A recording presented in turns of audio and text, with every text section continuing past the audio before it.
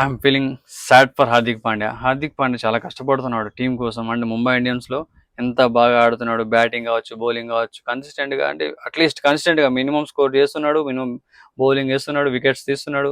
చాలా అంటే చాలా తన వంతు ప్రయత్నం అయితే చేస్తున్నాడు. లాస్ట్ ఇయర్ యాక్చువల్గా రీసెంట్ టైమ్స్లోనే హార్దిక్ పాండ్యా ఎదుర్కొని దెబ్బలు లేవు, ఎదురు దెబ్బలు దారుణమైన దెబ్బలు తగిలాయి అనమాట.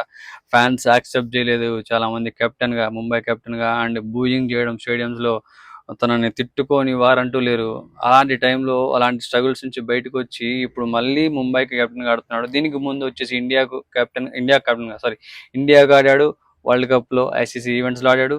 కప్పుకు కూడా ఒక రకంగా కారణం మంచి బౌలింగ్, బ్యాటింగ్ రెండు ఆడాడు కాబట్టి హార్దిక్ పాండ్యా కూడా క్రెడిట్ ఇవ్వాలి.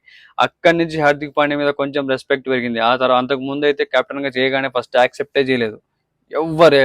రోహిత్ ఫ్యాన్స్ అయితే అస్సలు యాక్సెప్ట్ చేయలేదు. హార్దిక్ పాండ్యా అంటే ఆబ్వియస్లీ కొంచెం దానికి ఉన్న పొగరు అంటారు, దానివల్ల హేట్ రేట్ కూడా పెరిగింది. ఆ తర్వాత లైఫ్లో కూడా దెబ్బలు బాగా తగిలాయి కదా. సో పర్సనల్ లైఫ్ కూడా ఎఫెక్ట్ అయింది, అలాగే ప్రొఫెషన్లో కూడా ఎఫెక్ట్ కొట్టింది. ఇన్ని దెబ్బలు తగిలిన తర్వాత కూడా తట్టుకొని నిలబడి లేచి తర్వాత కూడా మళ్ళీ ముంబై కెప్టెన్గా ఉండి ఇప్పుడు కూడా ముంబైకి సేవియర్గా ఆడుతున్నాడు. బట్ అయినా కూడా టీం పర్ఫార్మెన్స్ ఎక్కడ సరిగ్గా లేకపోవడంతో ముంబై మ్యాచ్లు గెలవట్లేదు. అందుకే కిందికి వెళ్ళిపోయింది.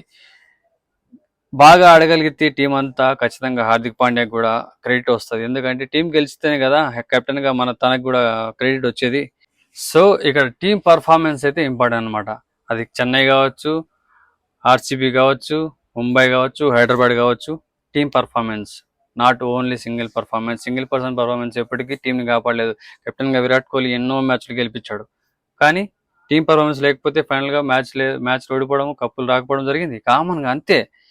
టీమ్ ప్లేయర్ అంటే యాజ్ అ టీమ్గా ఆడితేనే ఎప్పుడైనా కానీ సక్సెస్ వచ్చేది. అది మాత్రం క్రికెట్లో ఖచ్చితంగా ప్రూవెన్. ఇండియాకు వరల్డ్ కప్ కావచ్చు, ఏదైనా కావచ్చు, టాప్ పర్ఫార్మర్ ఉండొచ్చు టీం తరపున, కానీ సమిష్టిగా బౌలింగ్లో కానీ బ్యాటింగ్లో కానీ అంతో ఇంతో ఎవరొకరు కాంట్రిబ్యూట్ చేయాలి. అట్లా చేసినప్పుడే కదా మ్యాచ్ గెలిచేది, అక్కడ మ్యాచ్ గెలిచే అవకాశం ఉండేది. లేకపోతే ఛాన్స్ ఎట్లుంటుంది. కానీ ఆబ్వియస్లీ ఎవరైతే ఎక్కువ వికెట్లు తీస్తారో, లేకపోతే ఎవరైతే ఎక్కువ స్కోర్ కొడతారో వాళ్ళకు కొంచెం క్రెడిట్ ఎక్కువ వెళ్ళాలి. అది rule. Obviously man of the match, player of the match, player of the tournament ఇవన్నీ ఇస్తారు కదా. సో ఆ స్పెషల్ గుర్తింపు అనమాట. టీం గెలవడంతో పాటు ఒక స్పెషల్ గుర్తింపు వస్తుంది బెస్ట్గా ఆడిన వాళ్ళకి, అంతే. అంత తప్పించి ఏం లేదు. బట్ హార్దిక్ పాండ్యా ఖచ్చితంగా ఒక సక్సెస్ఫుల్ కెప్టెన్ కావాలని కోరుకుంటున్నా. ముంబైకి త్వరలోనే కోలుకొని కొన్ని మ్యాచెస్ గెలవాలి హార్దిక్ పాండ్యా. గెలిచి తను ప్రూవ్ చేసుకోవాలి ముంబై తరఫున కూడా.